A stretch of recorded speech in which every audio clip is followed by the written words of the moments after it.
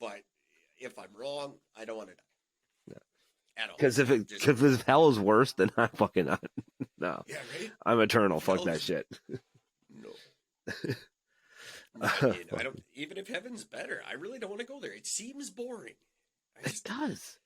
It seems like a cruise ship to me, where like everyone's just happy and in pajamas and bugging me. I don't like to wear white. That's a problem Yeah, for me. I don't want to wear barefoot white. probably. I don't like being barefoot either.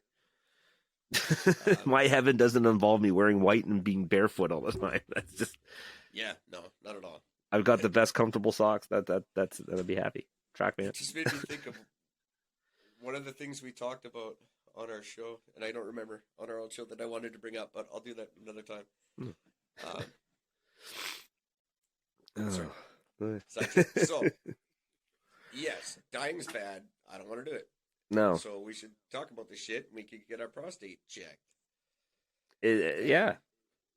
What's the like recovery time on the surgery? So now this is, I mean, ironically enough, so this is the part of it that's most difficult as a guy to discuss publicly. So recovery time is between 2 to 3 months. Recovery, I mean, you're basically like healing wise, like you can move around and you're fine within a couple of days, sort of thing. You have a catheter in that lasts for almost 2 weeks, so you're not really doing a whole lot for the first 2 weeks because that sucks having a tube up your dick. So I'm not going to enjoy that at all. You just froze up on me. Oh, did I? Oh, you're back. There we go. Okay. So the catheter sucks. The thing is that just after that, I can't lift anything past 10 pounds, and I got to sort of restrict my movements because, they're removed a whole chunk of your insides that your body has to readjust to. Yeah. The downfall, I mean, obviously the big downfall is when you've had, when you get the surgery done of having the whole prostate removed. One of the biggest things is you become incontinent. So Yeah. I will be wearing like pull-ups, like male diapers and fucking male versions of panty liners. Who knows for how long? Statistics say it could be anywhere from 2 weeks to fucking 5 years. And let's be honest, I'm not far off from that now. So well, I mean, again, I was hoping for retirement first before I had to start dealing with this sort of thing. I think we all were, but yeah, with her, it's like I can't hold it. No, no. I've pulled my car over just to pee in the road. Yeah. Several times this year, just because now that just happens. So yeah. For the record, that's one of the signs. Like an indicator. Yep, that is actually one of the indicator signs. One of the early indicators. I thought so. Yeah. Yeah, I'm fucked. Go get tested. Just so if you happen to know and to enlighten people, what are some of these signs other than intense peeing is definitely, well, I mean, the need to piss is definitely the biggest indicator. You will being tired, it kind of hits your system a little bit, so you become a little more tired than you normally would be. Loss of energy. I'm yawning. Like that would be yawning. Now the weird thing for me for all this, the peeing was the only thing I could recognize because I functioned during the week on between 3 and 4 hours of sleep a day, relying on my weekends to get any bit of actual normal sleep in. So I'm constantly always in a half state of being tired as it is. So I never noticed 3 to that. 4 hours a week. So yeah, so I don't know how I feel anymore. Well, yeah, it's just that the less sleep you have, the less feelings you get. Yeah, I know it. Patience goes to zero, and so does your tolerance for fucking stupidity. It does, and I've tried to do this without you and just scream for an hour at a recording device. Not the same. Nah, see, it's the banter that makes it work. Neither one of us could do this on our own. We need each other for this. I did try. I put together a bunch of clips of you. Oh, did you really just have something to play back on? See, that's genius. They were all really good ones too. I don't know if I can pull some of them up. I'll try while we're talking. Oh, Eric, you're so funny. Oh, Eric, that's amazing. Yeah, pretty much. Yeah. So yeah, for the most part, tiredness, the need to pee, slight loss of energy. The other thing is now because this does attack your system, that it affects your immune system as well. So if you also find that you're getting sick a little bit more often, it's one of those things that can be as like a little bit of a sign. For the longest time, I only got sick but once every 7 years. It was like clockwork. And as I got older, I mean, even then, it still didn't really affect me all that much. But then just sort of as I got older, just, I'd get sick instead of once every 7 years. It was coming up as once every sort of 5 years and then 3 years. And then it's been sort of steady as like one a year. I get sort of like one minor sickness a year. And then, but then like this year, it was like 4 times I've gotten sick. It's like all minor, nothing major, but just, it's a lot for me because I'm not used to that sort of thing. Yeah. Or maybe not in the last, but in the last year probably. So yeah, it's been weird, but it's good that you recognized it though, because I honestly wouldn't probably. I'd just be like, God, I'm sick a lot. I should quit eating pizza or something. Yeah, no, I never recognized it at all until after the fact. It was the peeing. The peeing was the only thing because I know between because like every month or every year I got my PSA test done every single year. I didn't get it done in 2021 just because, I was still like in the thick of COVID and all that shit. So I just didn't bother. Right.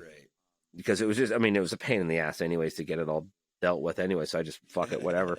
Now, ironically, that means that if I got it tested, I actually would have caught it a whole year earlier. Oh, really? And right now I'd be on the other side of all this already, That's ironically enough, but a bit of a bitter pill to swallow. It is a little bit, it's kind of a pain in the ass on that, but yeah. Oh, here we go.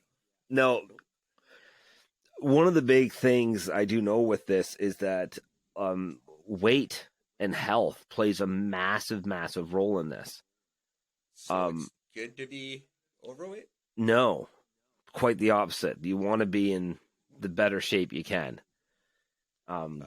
Cleaner system. You do. One of the things is just to help avoid prostate cancer specifically, but a lot of cancers in general is having that healthy diet and exercise. I got that shit covered because my job is really physically demanding, and I don't stop moving till I pretty much almost go to bed. But eating better is not all that easy. It's just difficult to do, to always eat healthy when you've got, 2 people in the house that are both sort of both working off hours sort of thing. It sort of changes the dynamic. Add the fact that I still got my business I'm trying to run on the side of sharpenings while still taking care of, a 13-year-old stepson. For the uninitiated, that's knife sharpenings in the Niagara region now? In the Niagara region. Well done. Yes, absolutely. Niagara and Halton. Anybody who needs some of that action, you know where to go. Yeah, hit me up. I think I have a commercial somewhere. I think you have a couple that I could upload here, but I'm not good at that yet. But yeah, so yeah, it's been so. Hardest part about having prostate cancer, and I'll guarantee you, because guys are, we're all about ego, like, let's face it, that's what keeps us going and keeps us being sort of who we are. It's all about ego with us, which is, whatever, it's fine. But that also can come with a slap of pride, and that's sort of where prostate cancer gets difficult for most guys to handle, because the process of having a dude shove his finger up your ass can be really, lack of a better term, shitty. The real issue, this is the biggest struggle that I'm dealing with hands down with all this, is that, you know, your dick doesn't work for a while. Yeah. You know, like for the most part, I might never get the opportunity to have a hard on again. Yeah. And that's really tough as a guy that's a hard pill to swallow. That's really hard. It's difficult. You know, like, you want to survive. You want to be there for your friends, your family, your you know, and everybody. You want to be alive. You don't just want to die. Yeah. But of course. knowing that, you know, as a guy, you know, your working dick is a symbolism of your manhood. You know what I mean? Like, you know, if you're going to have sex with a chick and you don't get a hard on, no, there's a hard chance that chick's gonna fucking mock you for it. You know, and you're gonna be seen as a lesser man. So not being able to perform, it's hard. Huh. Yeah. Oh, hey. You know.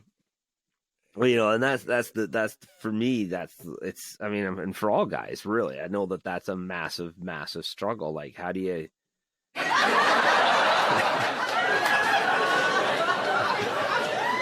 appropriate? How does one come to terms with that, though? You know what I mean? Like, it's a tough thing. You know, like my wife is incredible, and she's extremely supportive, and she's been amazing throughout this with all this, but there's always going to be a part of me that's always going to be like, you know, I'll never be able to fully satisfy her. But there's ways you can, right? Yeah, like there's apparatuses. There's like a form of like a splint thing that you can use. You can sort of have options, but, you know, like, for me, like, I mean, that's, again, it's a mental struggle. If I gotta hook my dick up into something in order to do it, then, I mean, it's still not me doing any of this. You know what I mean? Like, it's still not me on its own. But it does open the door to have like a magnificent Hulk cock. Well, I would love that.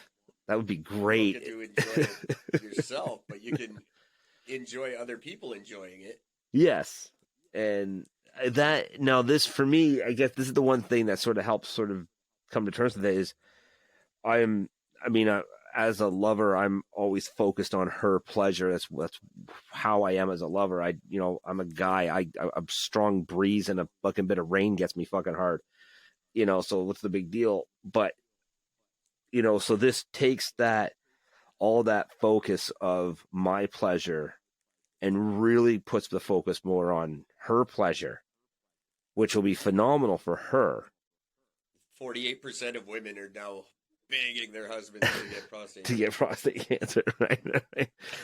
I think that's a gross understatement of numbers.